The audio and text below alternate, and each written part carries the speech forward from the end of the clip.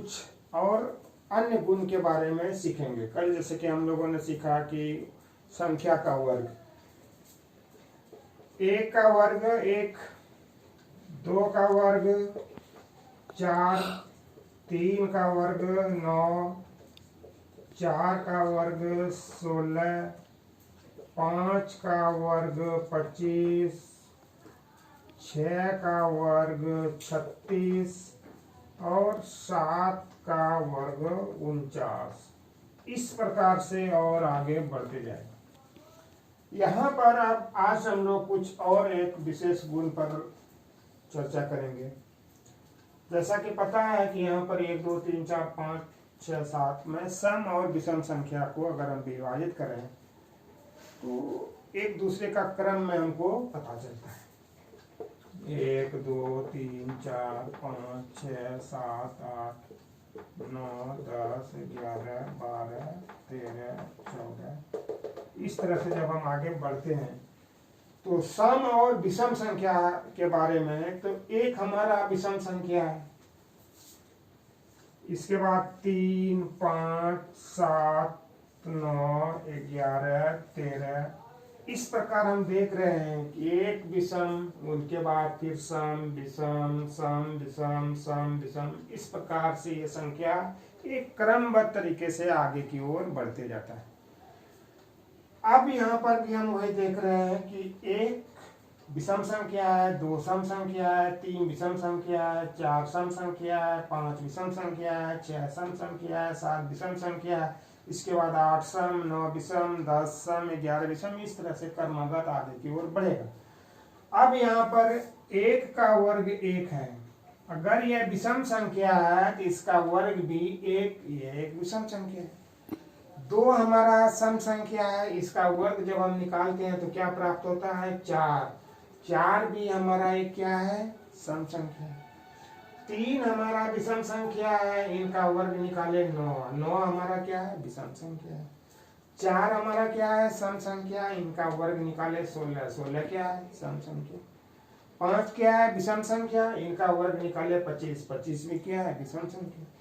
6 क्या है? सम संख्या, इनका वर्ग निकाले 36। 36 क्या है? सम संख्या। 7 क्या है? विषम संख्या, इनका वर्ग निकाले 49। 49 क्या है? विषम संख्या।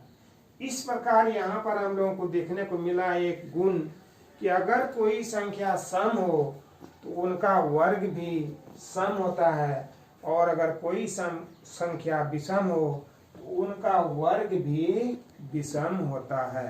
अब अगर आपको प्रॉब्लम में, प्रश्न में कहीं भी ऐसा रहेगा कि 115 का वर्ग सम होगा या विषम होगा, क्विज अगर पूछेंगे, क्विज प्रश्नावली आता है, क्विज खेलना है, इसमें से आपको प्रश्न है कि 115 का वर्ग सम होगा या विषम होगा, तो आपको देखना है इसका अंत में क्या है। 5। 5 क्या है? सम है कि विषम है? इसका मतलब है 5 हमारा विषम है, तो कह सकते हैं कि 115 हमारा विषम संख्या है।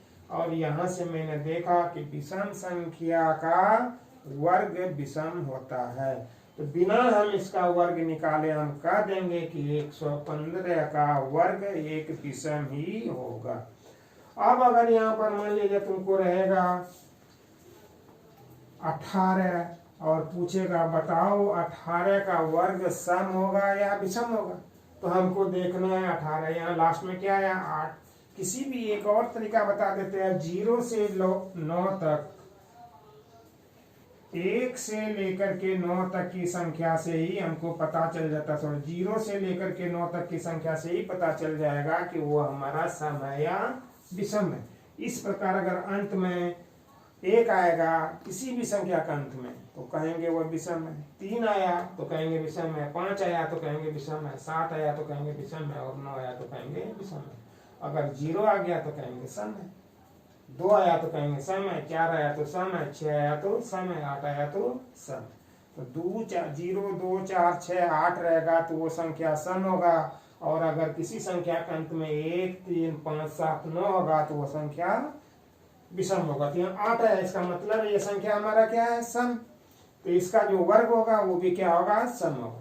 तो इस प्रकार से एक गुण हम लोगों ने देखा कि सम संख्या का वर्ग भी सम होता है और विषम संख्या का वर्ग भी विषम होता है। अब एक अन्य गुण,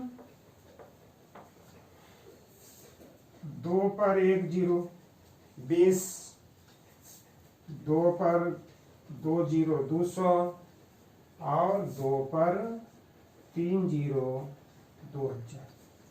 अब इसका हमको कहेगा कि 20 का वर्ग निकालें, 200 का वर्ग निकालें, 2000 का वर्ग निकालें। इसका मतलब हम क्या लिखेंगे, 20 गुना 20, यहाँ क्या लिखेंगे 200 गुना 200, यहाँ क्या लिखेंगे 2000 गुना 2000। अब इनका गुणनफल प्राप्त करेंगे हम लोग। 20 गुना 20 जब हम गुणनफल प्राप्त करेंगे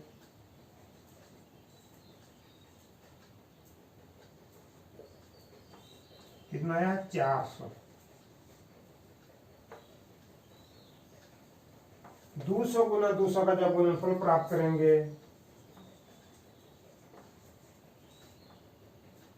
2 दूनी 4, इस पर क्या जीरो बता देंगे 4 जीरो, 4 पर 4 जीरो।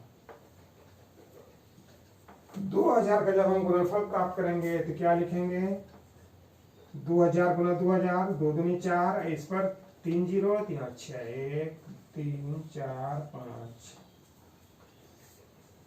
इस प्रकार हम लोग यहाँ देख रहे हैं, इस प्रकार से यह क्रम अगर बढ़ते जाएगा, किसी भी संख्या पर जीरो जितना भी शून्य रहेगा, यहाँ पर देखिए 2 पर 1 शून्य था, 2 पर 2 शून्य था, 2 पर 3 शून्य है, तो इनका जो वर्ग है उस पर कितना शून्य प्राप्त होता है। अगर 1 शून्य था किसी भी संख्या पर, अगर 1 शून्य है तो उसके वर्ग पर 2 शून्य प्राप्त हुआ। किसी संख्या पर अगर 2 शून्य था तो उसका वर्ग हमको 4 शून्य प्राप्त हुआ। किसी संख्या में अगर 3 शून्य था तो उसका वर्ग पर हमें 6 शून्य प्राप्त हुआ। इस प्रकार हम कह सकते हैं कि यहाँ पर एक पैटर्न हमको प्राप्त हो रहा है कि अगर जीरो का संख्या 1 रहेगा तो उसका वर्ग में जीरो का संख्या उनका दुगुना हो जाता है।